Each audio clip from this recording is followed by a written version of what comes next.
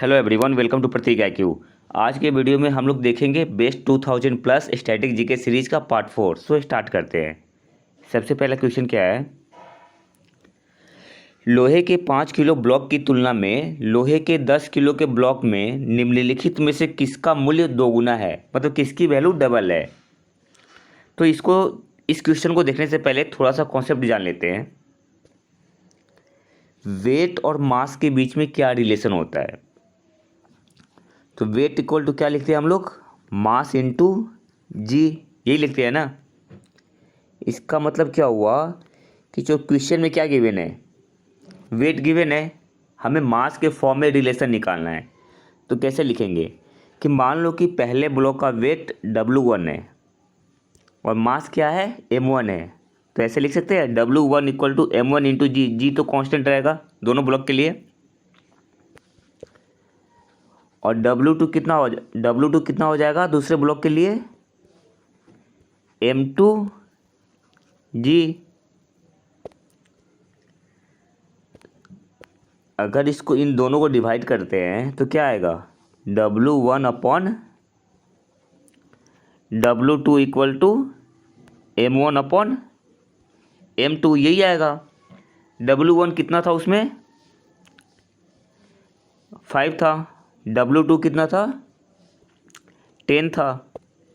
तो 5 upon 10 equal to क्या लिख सकते हैं, M1 अपॉन M2। 5 टू जा 10। तो M2 की वैल्यू कितनी आ जाएगी यहाँ से, 2M1।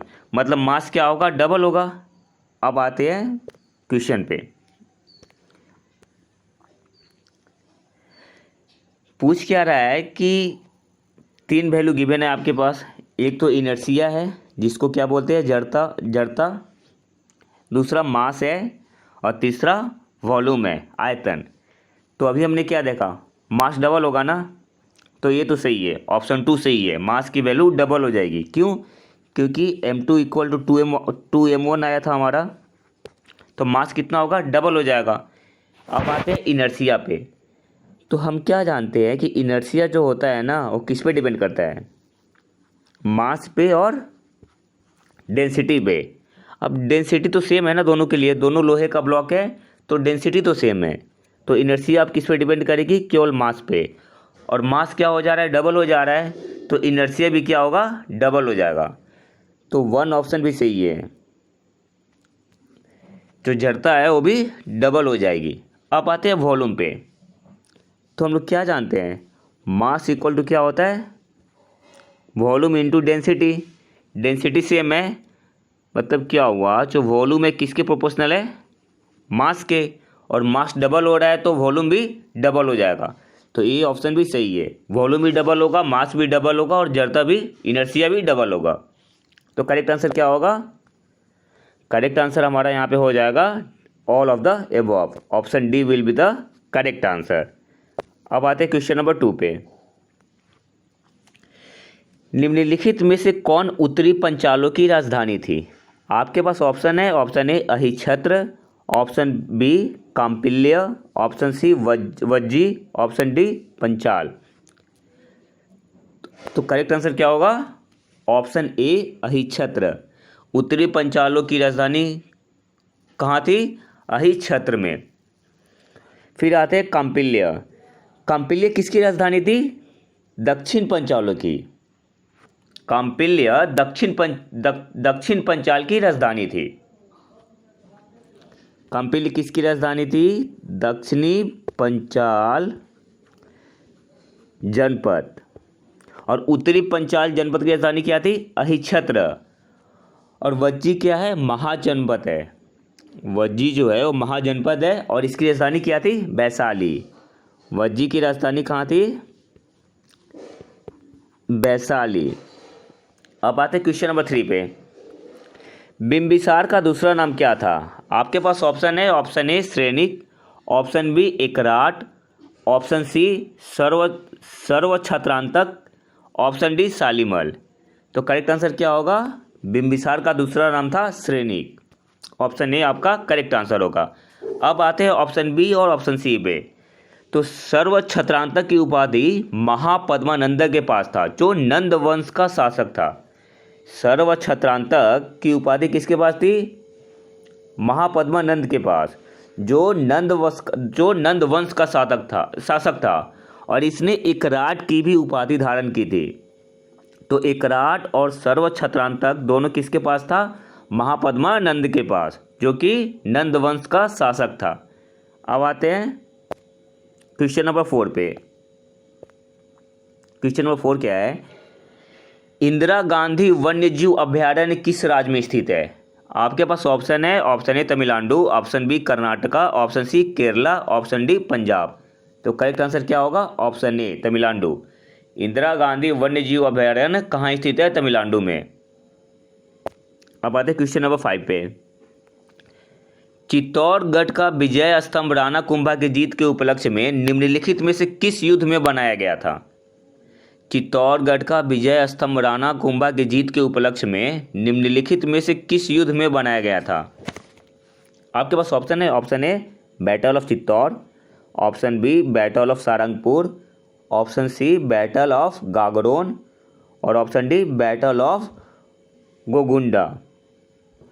तो करेक्ट आंसर क्या होगा? Option number B battle of Sarangpur में। Battle of Sarangpur. अब देख लेते हैं बैटल ऑफ सारंगपुर हुआ कब था? 1437 में। बैटल ऑफ सारंगपुर कब हुआ था? 1437 में। और किसके बीच हुआ था? महाराणा कुंभा और महमूद खिलजी के बीच हुआ था। बैटल ऑफ सारंगपुर कब हुआ था? 1437 में। और किसके बीच हुआ था? महाराणा कुंभा और महमूद खिलजी के बीच हुआ था। अब आते हैं battle of Chittor. Battle of Chittor कब हुआ था? 1303 में। और किसके बीच हुआ था? अलाउद्दीन खिलजी और राजा रतन सिंह के बीच में। इस पे मूवी भी आ चुकी है, पद्मावती। तो बैटल ऑफ चित्तौड़ कब हुआ था? 1303 में। किसके बीच हुआ था? अलाउद्दीन खिलजी और राजा रतन सिंह के बीच में। अब आते हैं battle of Gagron. Battle of Gagron कब हुआ था? 1519 में। गागरोन का युद्ध कब हुआ था? 1519 में। किसके बीच हुआ था? मेवाड़ के राणा सांगा और मालवा के सुल्तान महमूद खिलजी के बीच में। किसके बीच हुआ था? मेवाड़ के राणा सांगा और मालवा के सुल्तान महमूद खिलजी के बीच में। अब आते हैं ऑप्शन डी पे। क्या है? Battle of Gogunda. ये क्या है बेसिकली? ये बैटल ऑफ हल्दी घाटी को ही बोलते हैं। Battle of Gogunda battle of Haldi Ghati को ही बोलती है, जो कब हुआ था? 1576 जून में। बैटल ऑफ हल्दी घाटी कब हुआ था? 1576 जून में। अब आते हैं क्वेश्चन नंबर 6 पे। क्वेश्चन नंबर 6 क्या बोल रहा है? निम्नलिखित में से कौन सा प्राधिकरण यह तय करता है कि भारत में सशस्त्र बलों के सदस्यों के लिए मौलिक अधिकार कहाँ तक लागू हो सकते हैं? आपके पास ऑप्शन है, option A president of India, option B parliament of India, option C arms force themself, option D arms force tribunal. तो करेक्ट आंसर हमारा यहाँ हो जाएगा option B, parliament of India decide करती है कि भारत में सशस्त्र बलों के सदस्यों के लिए मौलिक अधिकार कहाँ तक लागू हो सकते हैं। कौन डिसाइड करता है? Parliament of India. अब आते हैं क्वेश्चन नंबर 7 पे। क्वेश्चन नंबर 7 क्या है? निम्नलिखित में से कौन पूरा पाषाण लोगों का मुख्य व्यवसाय था? ऑप्शन ए है agriculture, option B farming, option C hunting, option D fishing. तो करेक्ट आंसर क्या होगा? Option number C hunting. पूरा पाषाण लोगों का मुख्य व्यवसाय क्या था? हंटिंग था। अब आते क्वेश्चन नंबर 8 पे। क्वेश्चन नंबर 8 क्या है? भीमबेटका में प्रागैतिहासिक शैलाश्रय हो, जिसको क्या बोलते हैं? Rock shelter. क्वेश्चन क्या पूछ रहा है? भीमबेटका में प्रागैतिहासिक रॉक शेल्टर की संख्या कितनी है? आपके पास ऑप्शन है 221, option B 243, option C 245, option D 298। तो करेक्ट आंसर हमारा क्या हो जाएगा? Option number B 243। भीमबेटका में रॉक शेल्टर की संख्या कितनी है? 243। अब आते हैं क्वेश्चन नंबर 9 पे। मौर्य प्रशासन के संदर्भ में मुख्य कोषाधिकारी किसे माना जाता है? आपके पास ऑप्शन है, ऑप्शन ए समाहर्ता, ऑप्शन बी पौरा, ऑप्शन सी सन्निधाता, ऑप्शन डी कर्मांतिका। तो करेक्ट आंसर क्या होगा? करेक्ट आंसर हमारा यहाँ पे हो जाएगा ऑप्शन सी सन्निधाता। क्या हो जाएगा? सन्निधाता। अब आते हैं क्वेश्चन नंबर 10 पे। क्वेश्चन नंबर 10 क्या बोल रहा है? पट्टिनी पंथ की स्थापना किस संगम शासक ने की थी? पट्टिनी पंथ की स्थापना किस संगम शासक ने की थी? आपके पास ऑप्शन है, option A Senguttuvan Chera ruler, option B Karikala the Chola ruler, option C Nedunjeliyan the Pandya ruler, option D all of the above. तो करेक्ट आंसर क्या होगा? ऑप्शन ए सेन गुटवन ने पट्टिनी पंथ की स्थापना की थी, जो कि चेर शासक थे।